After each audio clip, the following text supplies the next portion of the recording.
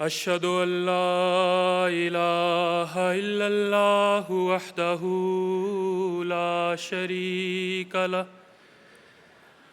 وأشهد أن محمدًا عبده ورسوله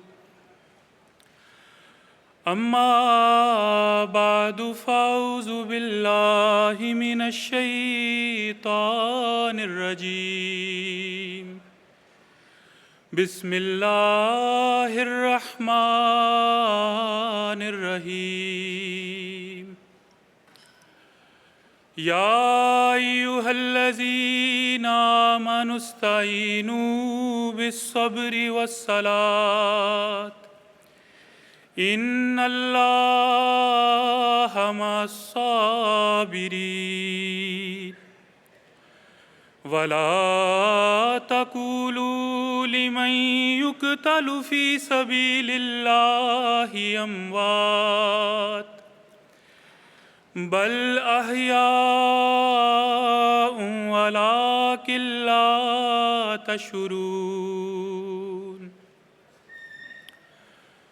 حاضرین کرام، مجھے آج آپ کے سامنے ارض افریقہ کے جن جریس فرزندوں کا تذکرہ کرنے کی سعادت حاصل ہو رہی ہے، وہ دین اسلام کے ہفت افلاک میں پھیلی اس کہکشاں کے سلسلے کی ایک کڑی ہیں جسے ہر دور میں محبت و وفا کے پرستار اپنی قربانیوں سے اور عشق و وفا کی عظیم داستانوں سے مزین کرتے چلے آئے ہیں۔ یہ وہ زندہ وجود ہیں جنہوں نے اپنی جان کے بدلے میں ہمیشگی اور دائمی زندگی حاصل کی اور اپنے بعد آنے والوں کے لیے چمکتے ہوئے ستارے بن گئے۔ میری مراد برکینا فاسو کے ان 9 شہدائے کرام سے ہے جنہوں نے موت کی آنکھوں میں آنکھیں ڈال کر اپنے عہد وفا کو پورا کیا اور خدائے واحد کی راہ میں اپنی جانوں کو ایک حقیر شے سمجھ کر قربان کر دیا اور ہمیشہ کے لیے امر ہو گئے۔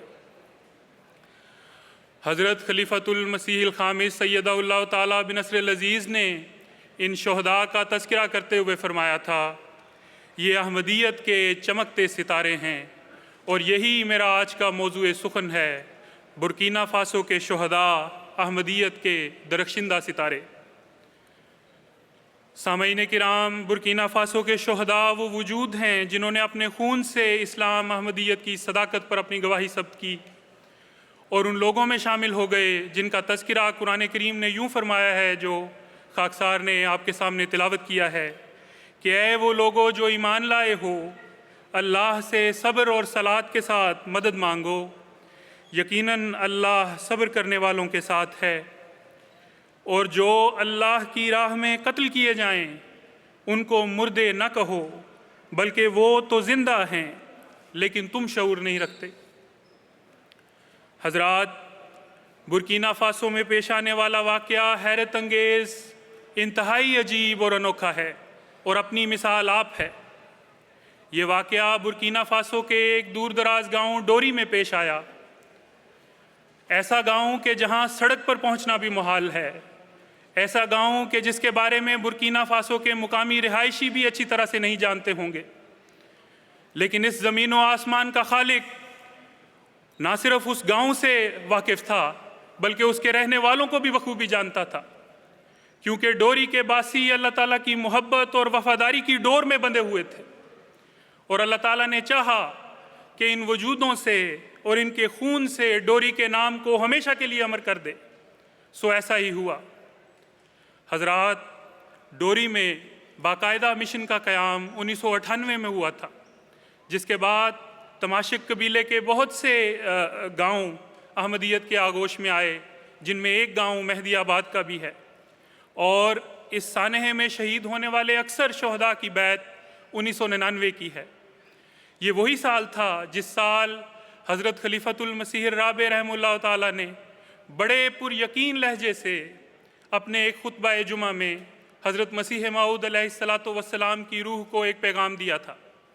حضور نے فرمایا، جماعت کی طرف سے حضرت اقدس مسیح موعود علیہ السلام کی روح کو میں کامل یقین سے یہ پیغام دے سکتا ہوں، اے ہمارے آقا، تیرے بعد تیری جماعت انہی رستوں پر چلی ہے اور انشاءاللہ ہمیشہ چلتی رہے گی، جو رستے صاحبزادہ عبداللطیف شہید نے ہمارے لیے بنائے تھے۔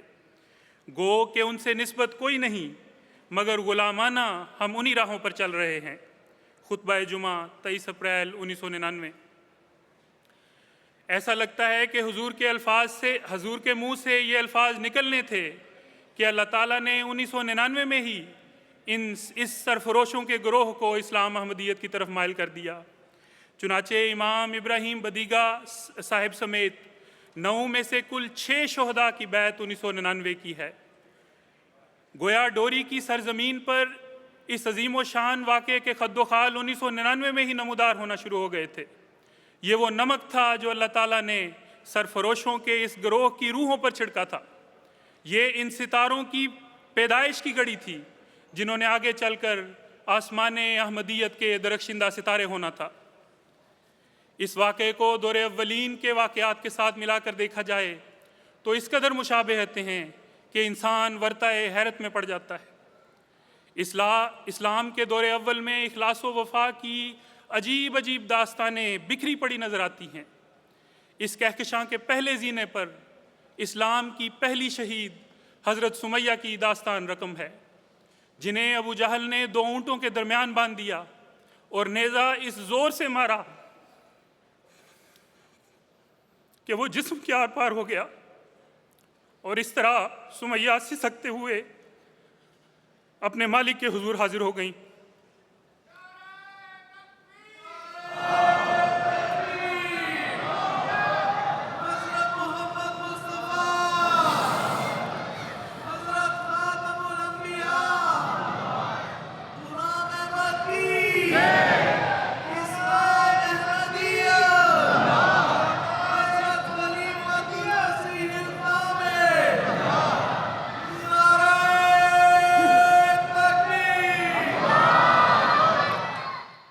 اسی کہکشاں کے اگلے مقام پر تپتے صحرا میں لیٹے بھاری پتھر کو اپنے سینے پر اٹھائے سیدنا بلال حبشی کی آہت دہت کی صدائیں گونج رہی ہیں۔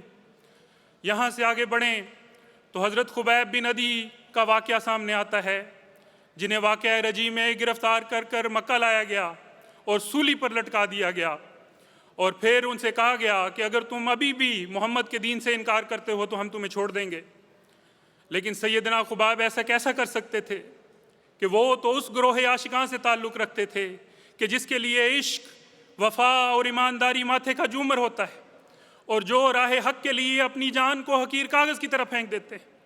آپ نے ان کی ایک نہیں مانی، بلکہ فرمایا کہ اگر تم ساری دنیا کی دولت بھی میرے سامنے پیش کر دو تو تب بھی میں محمد کو اور محمد کے دین کو نہیں چھوڑ سکتا۔ سولی پر لٹکے خبیب کو مشرکین مکہ باری باری نیزوں سے چھیدتے جاتے اور یہ کہتے جاتے کہ تم ابھی بھی اگر چھوڑ دو تو ہم تمہیں معاف کر دیں گے اور تمہیں جانے دیں گے، لیکن خبیب اپنے عہد پر قائم رہے اور اس طرح اپنی جان آفرین کی سپرد کر دی۔ مجھے یہاں سیدنا خبیب کا وہ شعر یاد آتا ہے جو آپ نے سر مقتل گنگنایا تھا کہ وَلَسْتُ بَالِي حِينَ أُقْتَلُ مُسْلِمًا عَلَىٰ أَيِّ شِكٍّ كَانَ لِلَّهِ مَصْرَعِي وَذَاكَ فِي ذَاتِ الْإِلَٰهِ وَإِن يَشَاء يُبَارِكْ عَلَىٰ أَوْصَالِ شِلْوٍ مُمَزَّعِي، کہ اگر میں مسلمان ہونے کی حالت میں مارا جا رہا ہوں تو مجھے یہ پرواہ نہیں کہ میں اللہ کے لیے کس کروٹ گرایا جاؤں گا۔ میرا مرنا اللہ کی ذات کے لیے ہے، اور اگر وہ چاہے گا تو میرے جسم کے ٹکڑوں پر برکت نازل کرے گا۔ یہ تھا دور اول کے صدق و صفا کا نمونہ۔ اسی کہکشاں میں سیدنا صہیب، ابو فقیہ، خباب، حرام بن ملحان، زید بن دسنا، حسین بن علی اور کئی سرفروش صحابہ کی داستانیں ستاروں کی مانند چمک رہی ہیں۔ ان وجودوں نے اپنے خون سے وہ کہکشاں ترتیب دی جو رہتی دنیا تک قائم رہنے والی ہے اور آئندہ آنے والوں کے لیے نمونہ ہے۔ لیکن حضرات، مشیت خداوندی یہی تھی کہ دور آخر کو دور اول کے ساتھ ملا دیا جائے۔ اسی لیے قرآن کریم نے وَآخَرِينَ مِنْهُمْ لَمَّا يَلْحَقُوا بِهِمْ کا مجدہ سنایا کہ آخرین میں بھی ایک ایسی جماعت پیدا ہوگی جو صحابہ کے نقش قدم پر چلنے والی ہوگی۔ ان میں بھی ایسے وجود پیدا ہوں گے جو اپنی قربانیوں میں اس قدر بڑے ہوں گے کہ اسی کہکشاں کا حصہ بن جائیں گے جو صحابہ کے خون سے مزین اور معطر ہے۔ रसूल करीम सल्लल्लाहु अलैहि वसल्लम ने भी जब आखिरीन की जमात की निशानी बताई तो फरमाया मा अना अलैहि व अस्हाबी, कि उनका हाल मेरे और मेरे असहाब की तरह होगा। चुनाचे जब रसूल करीम सल्लल्लाहु अलैहि वसल्लम की पेशगोइयों के मुताबिक कादियान की एक गुमनाम बस्ती में रहने वाले हज़रत मिर्ज़ा ग़ुलाम अहमद ने यह दावा किया कि वो मामूर मिन अल्लाह हैं और अल्लाह ताला ने उन्हें मसीह मऊद व महदी मऊद बनाकर भेजा है, तो अहले सिद्क़ व सफ़ा गरो दर गरो आपके गिर्द इकट्ठे होने लग गए। उन्हीं में एक नाम शेख अजम साहिबजादा सैयद अब्दुल लतीफ़ शहीद का भी है, जिनको उनके अपने एक शागिर्द हज़रत मौलवी अब्दुल रहमान साहिब की वसातत से पैगाम पहुँचा, जिन्हें उनसे पहले अफ़गानिस्तान में शहीद कर दिया गया था। साहिबजादा साहब कादियान से बैत करके अफ़गानिस्तान वापस गए और जाकर तबलीग में मशगूल हो गए।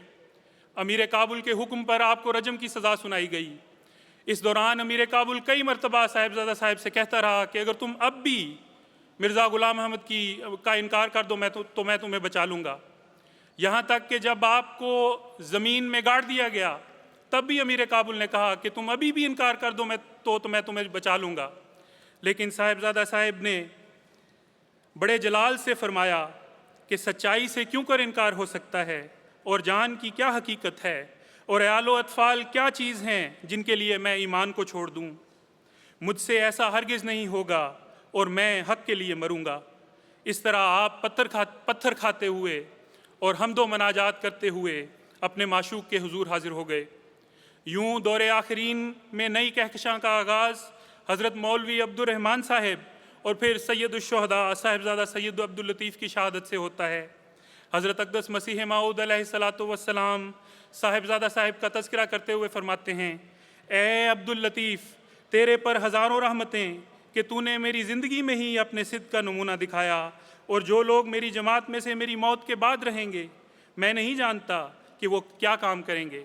लेकिन हज़रत मसीह मऊद अलैहिस्सलातु वस्सलाम को अल्लाह ताला ने यह तसल्ली दे रखी थी कि आपके बाद भी ऐसे वजूद पैदा होते रहेंगे। चुनाचे हुजूर ने फरमाया, खुदा का सरीह ये मंशा मालूम होता है कि वो बहुत से ऐसे अफराद इस जमात में पैदा करे जो साहिबजादा मौलवी अब्दुल लतीफ़ की रूह रखते हों और उनकी रूहानियत का एक नया पौधा हों।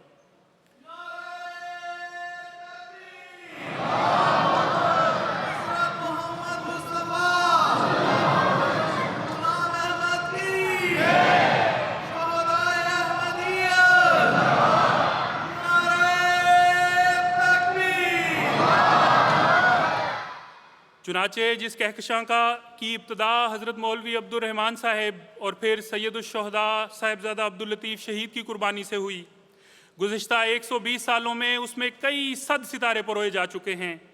इसी कहकशां में हाजी मीरा बख्श, doctor major Mahmood Ahmad, doctor Muzaffar Ahmad of USA, Mirza Ghulam Qadir, Chaudhary Iftikhar Ahmad of गटियालियाँ, doctor Abdul mannan Siddiqui, Syed ताले और कई सितारे, रोशन सितारे शामिल हैं। लाहौर में एक दिन में 86 अहमदियों के लहू से सरजमीन लाहौर को रंगा जाता है। मास्टर अब्दुल कुद्दूस को ज़ेर हिरासत मार मार कर बेवफाई के लिए मजबूर किया जाता है। इंडोनेशिया में पुलिस की निगरानी में अहमदी नौजवानों को मारा जाता है। लेकिन ईमान की हिफाजत करने वाले और इस्तिकामत के पुतलों ने अपने जिस्म का रुआं रुआं कुर्बान कर दिया, लेकिन ईमान को ज़ाया होने से बचा लिया। बांग्लादेश, अफ्रीका, मशरिक़ वुस्ता, यूरोप और अमेरिका गर्ज दुनिया का हर कोना अहमदियों के खून से रंगीन है और इश्क व वफ़ा की रंगारंग दास्तानों से भरा हुआ है। अहमदी अपने लहू से आज भी उस कहकशां को मुज़य्यन कर रहे हैं जो रसूल अकरम सल्लल्लाहु अलैहि वसल्लम के सहाबा ने तरतीब दी थी। ताहम हज़रात, बुर्किना फ़ासो में पेश आने वाला वाक़या इंतहाई अजीब और अनोखा है। 11 जनवरी 2023 की रात को आसमान ने एक अजीब नज़ारा देखा। आज मालूम होता था कि डोरी के मुकीमों में सुमैया, यासिर, खुबैब, हबीब, हराम बिन मल्हान, बिलाल हबशी, हुसैन इब्न अली और अब्दुल लतीफ़ की रूहें जागुज़ी हो चुकी हैं। यूँ लगता था कि आसमान इस्लाम के ये दरख्शिंदा सितारे आज डोरी में उतर आए हैं और मेहदी आबाद के सरफरोश अहमदियों के सीनों को मुनव्वर कर रहे हैं। हज़रात, चश्मे तसव्वुर से ज़रा इस वाक़े के हालात और तफसीलात में जाकर देखिए और सोचिए कि अगर हम वहाँ होते तो हम क्या करते। क्या हमसे भी सिद्क़ व वफ़ा की यही दास्तान ظہور میں آتی جو ان سرفروشوں سے ظہور میں آئی ہے۔ عشاء کا وقت ہے، چند احمدی مسجد میں اکٹھے ہوئے ہیں، 8 مسلح افراد دھمک پڑتے ہیں اور اعلان کرواتے ہیں کہ سب احمدی مسجد میں اکٹھے ہو جائیں۔ بچوں، خواتین، نوجوانوں اور انصار سمیت کل 60 سے 70 احمدی مسجد میں اکٹھے ہو جاتے ہیں۔ وہ مسلح افراد امام مسجد الحاج ابراہیم بدیگا صاحب سے جماعت کے عقائد کے متعلق سوال کرنے لگتے ہیں۔ امام صاحب ان کے سوالات کا بڑی تسلی سے اور بہادری سے جواب دیتے ہیں کہ ہم لوگ مسلمان ہیں، حضرت صلی اللہ علیہ وسلم کو ماننے والے ہیں۔ پھر آپ حضرت مسیح موعود علیہ السلام اور خلفاء کی تصاویر کے ساتھ ان کا تعارف کرواتے ہیں۔ مسلح افراد پوچھتے ہیں کہ امام مہدی کون ہے؟ امام صاحب جواباً کہتے ہیں کہ حضرت مرزا غلام احمد قادیانی علیہ السلام امام مہدی اور مسیح موعود کے طور پر آئے ہیں۔ جب مسلح افراد یہ سنتے ہیں تو بھڑک اٹھتے ہیں اور کہتے ہیں کہ نعوذ باللہ، مرزا غلام احمد قادیانی جھوٹا ہے اور تم لوگ پکے کافر ہو۔ دہشت گرد بڑی عمر کے افراد سے کہتے ہیں کہ وہ مسجد کے صحن میں آ جائیں۔ اب یہ صاف نظر آ رہا تھا کہ جن کو صحن میں بلایا جا رہا ہے وہ ضرور مارے جائیں گے۔ اس وقت مسجد میں کل 10 انصار موجود ہیں، جن میں سے ایک معذور بھی ہیں، لیکن وہ معذور دوست بھی جو صحیح طرح اٹھ بھی نہیں سکتے، وہ بھی باہر جانے کی کوشش کرتے ہیں کہ کہیں میری معذوری میری شہادت میں روک نہ بن جائے۔ وہ اس معذور کو بٹھا دیتے ہیں اور باقی 9 انصار کو لے کر صحن میں چلے جاتے ہیں۔ حضرات، یہاں سے آگے کا ماجرا اس قدر عظیم و شان ہے کہ اس کی مثال تلاش کرنا ممکن نہیں۔ حضرت خلیفۃ المسیح الخامس ایدہ اللہ تعالیٰ بنصر العزیز نے اس واقعے کا ذکر کرتے ہوئے بالکل برحق فرمایا تھا کہ برکینا فاسو میں عشق و وفا اور اخلاص اور ایمان اور یقین سے پر افراد جماعت نے جو نمونہ مجموعی طور پر دکھایا ہے وہ حیرت انگیز ہے، اپنی مثال آپ ہے۔ صحن میں کھڑا کر کے یہ دہشت گرد امام ابراہیم بدیگا صاحب سے کہتے ہیں کہ اگر وہ اب بھی احمدیت سے انکار کر دیں تو انہیں چھوڑ دیا جائے گا۔ حضرات، ذرا تصور کریں، امام ابراہیم بدیگا صاحب جن کی 2 بیویاں ہیں، 11 بچے ہیں، پوتے ہیں، پوتیاں ہیں، نواسے ہیں، نواسیاں ہیں، ان کی کئی خواہشات ہوں گی، امنگیں ہوں گی، کئی کاموں کا انہوں نے ارادہ کر رکھا ہوگا۔ اب انہیں بندوق کی نوک پر احمدیت سے انکار کرنے کا کہا جا رہا ہے۔ آپ چاہتے تو ایک کلمہ انکار کا نکال کر اپنی جان بخشی کروا سکتے تھے، لیکن اس کے جواب میں امام الحاج ابراہیم بدیگا صاحب نے کی زبان سے جو لفظ ادا ہوئے وہ ازل سے اہل صدق و صفا، اہل ظلم و ستم کو دیتے آ رہے ہیں۔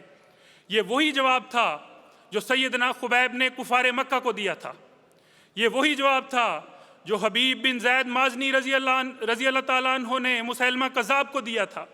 یہ وہی جواب تھا جو صاحبزادہ عبداللطیف شہید نے امیر کابل کو دیا تھا۔ امام صاحب نے کہا، میرا سر قلم کرنا ہے تو کر دیں، لیکن میں احمدیت نہیں چھوڑ سکتا۔ جس صداقت کو میں نے پا لیا ہے اس سے پیچھے ہٹنا ممکن نہیں۔ ایمان کے مقابلے میں جان کی حیثیت کیا ہے؟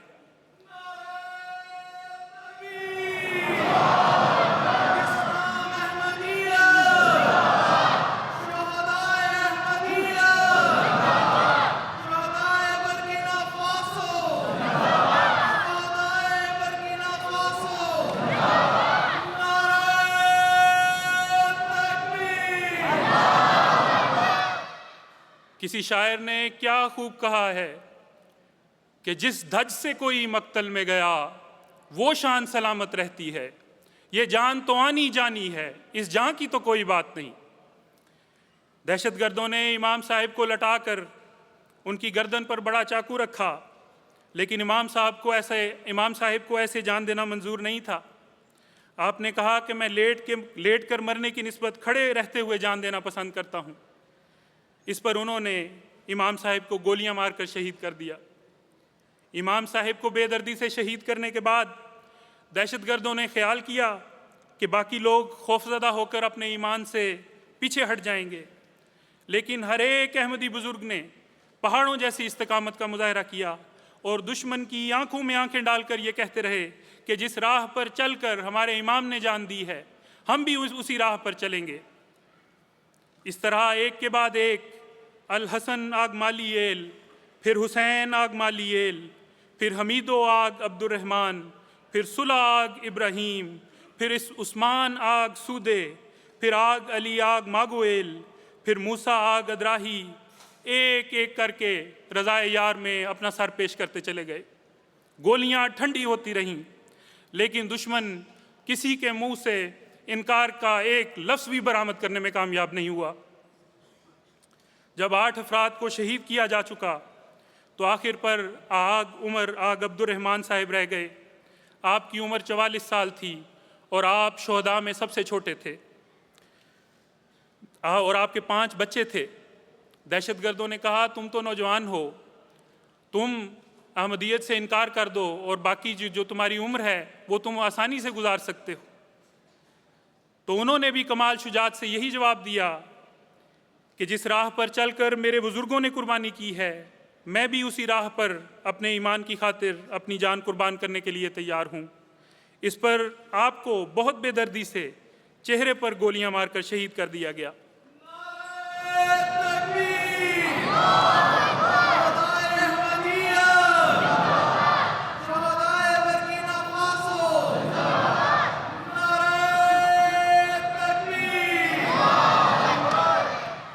دشمن بھی حیران ہوا ہوگا کہ کن دیوانوں سے واسطہ پڑ گیا ہے۔ ہر ایک کو جان بچانے کا موقع دیا جاتا ہے، لیکن ان جری سپوتوں نے بزدلوں کی طرح جینا پسند نہیں کیا، بلکہ بہادروں کی طرح مقتل میں کھڑے رہے۔ ان جانثاروں کو معلوم تھا کہ جان بخشی کے لیے مطالبہ صرف ایک حرفی انکار ہی تو ہے، لیکن غیرت ایمانی اس قدر بڑی ہوئی تھی کہ ایسا اظہار ممکن نہیں ہوا۔ یہ بادیہ نشین ایمان کی وادیوں کے ایسے شہسوار ثابت ہوئے کہ ان کو خراج تحسین پیش کرنے کے لیے لفظ تھوڑے پڑ جاتے ہیں۔ عرض بلال پر صدق و وفا کی ایسی داستان رقم ہوئی جو اپنی مثال آپ ہے، اور ان کشتگان عشق نے اپنے خون سے ایسی کہکشاں مرتب کی ہے جو آئندہ رہتی دنیا تک قائم رہنے والی ہے۔ حضرت خلیفۃ المسیح الخامس سیدہ اللہ تعالی اپنے خطبہ جمعہ میں ان شہداء کو خراج تحسین پیش کرتے ہوئے فرماتے ہیں، یہ وہ لوگ ہیں جنہوں نے افریقہ میں بلکہ دنیا احمدیت میں اپنی قربانیوں کی ایک نئی تاریخ رقم کی ہے۔ حضرت مسیح موعود علیہ السلام تذکرۃ الشہادتین میں حضرت صاحبزادہ عبداللطیف صاحب شہید کا ذکر کرتے ہوئے فرماتے ہیں کہ خدا تعالیٰ بہت سے ان کے قائم مقام پیدا کر دے گا، پس ہم گواہ ہیں کہ آج افریقہ کے رہنے والوں نے اس کا نمونہ دکھا دیا اور قائم مقامی کا حق ادا کر دیا۔ پس برکینا فاسو کے شہداء تو کامیاب و کامران ہوئے، جن کی قربانی کو دیکھ کر ہم یہ اعلان کر سکتے ہیں کہ اے امام دوراں، اے مسیح آخر الزماں، آپ کو مبارک ہو کہ آپ کی پیاری جماعت ان توقعات پر پورا اتری جو آپ نے ان سے باندھی تھیں۔ ہم گواہی دیتے ہیں کہ آپ کے بعد بھی ایسے لوگ پیدا ہوئے اور ہو رہے ہیں جنہوں نے دنیاوی لالچوں اور ہتھ کنڈوں کی کوئی پرواہ نہیں کی اور اپنی جانوں کو حقیر چیز سمجھ کر اسلام احمدیت پر قربان کر دیا۔ اے مسیح پاک، آپ کو مبارک ہو کہ آپ کے بعد آپ کی ظاہری نسل میں بھی خون کا نذرانہ پیش کرنے والے پیدا ہوئے، اور آپ کی روحانی اولاد میں سے بھی اپنی جان کا نذرانہ پیش کرنے والے پیدا ہو رہے ہیں اور ہوتے رہیں گے۔ آپ کے بعد پاک و ہند میں ہی نہیں، دنیا کے کونے کونے میں ایسے سپوت پیدا ہوئے جو احمدیت پر قربان ہو کر آپ کی صداقت کے گواہ بن گئے۔ سرزمین عرب بھی کشتگان عشق و وفا کے لہو سے رنگین ہوئی، اور ارض بلال کے باشندے بھی یکے بعد دیگرے اپنی جانیں قربان کر کے اس بات کا اعلان کرتے رہے کہ اے مسیح الزماں، ہم بھی تمہارے غلام ہیں، اے مسیح الزماں، ہم بھی تمہارے عاشق ہیں۔ اللہ تعالیٰ ان سب شہداء کے درجات کو بلند کرتا چلا جائے۔ اللہ تعالیٰ ہمیں بھی توفیق دے کہ دین کو دنیا پر مقدم کرنے والے ہوں اور ہر قربانی کے لیے ہر وقت تیار ہوں، اور اپنی نسلوں میں بھی یہ جذبہ زندہ رکھیں۔ اللہ تعالیٰ ہمیشہ ہمیں یہ توفیق دیتا رہے۔ آمین ثم آمین۔ ربنا تقبل منا انک انت السمیع العلیم، وآخر دعوانا ان الحمد للہ رب العالمین۔